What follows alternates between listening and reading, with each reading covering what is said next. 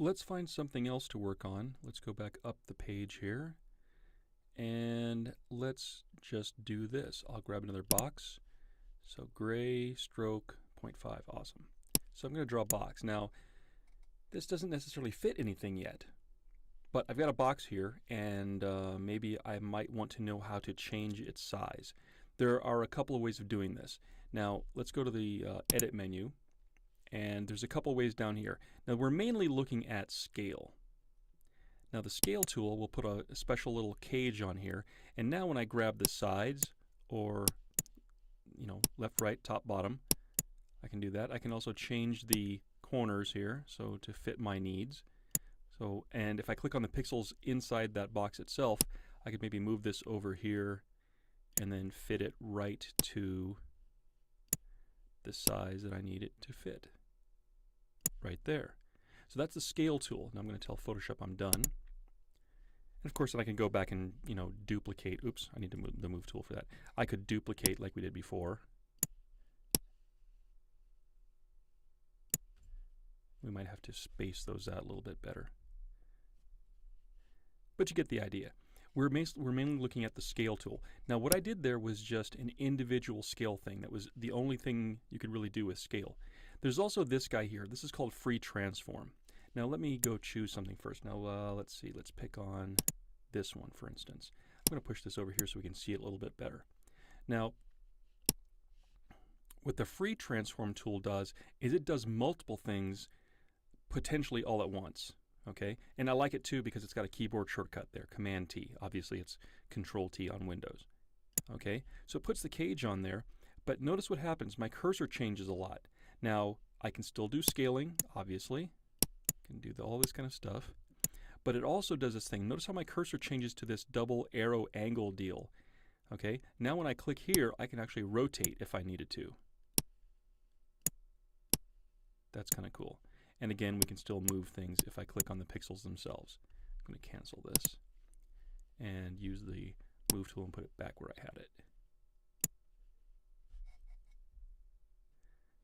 And that's how we scale things.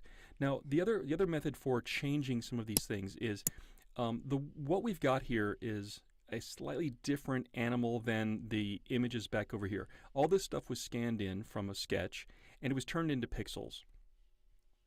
These might show as pixels on the screen, but actually mathematically inside Photoshop, this is just a calculation. It's just calculating the corner points, 1, 2, 3, 4, where they are, and Photoshop connects them up. And the short answer is that by using this kind of vector-based tool, this rectangle, it's called a shape, by using this, you're using very little memory in the computer.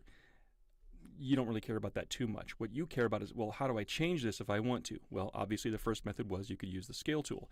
The other thing is you could use these guys here, and that is the path selection tool and the direct selection tool. More specifically, the direct selection tool, because what happens is, let me draw a box around this, and look what happens. There are 4 corner points. Specifically, these are called anchor points. And right now they're all selected because I put a box around all of them. Okay, now if I click over here and null that out, now when I click a box and do just these 2 corners, notice what's happening here. These 2 are highlighted, these 2 are not. So what I can do is I can grab this and I can move this around like this. Now this is called a live shape. We're not going to continue with this. Let's see if I can do this. Can I do that? Okay, so it'll do straight lines okay without barking at us. And if I click on this guy alone, I can move this one all by itself. And it asks again, you want to turn this into a regular path? And the answer is no. Okay, but you can make some changes the way you want them. All right, I'll finally do this. And you can start to make some non-standard shapes this way. Now, I think you're probably better off in this class, probably using the scale tool to make rectangles and whatnot.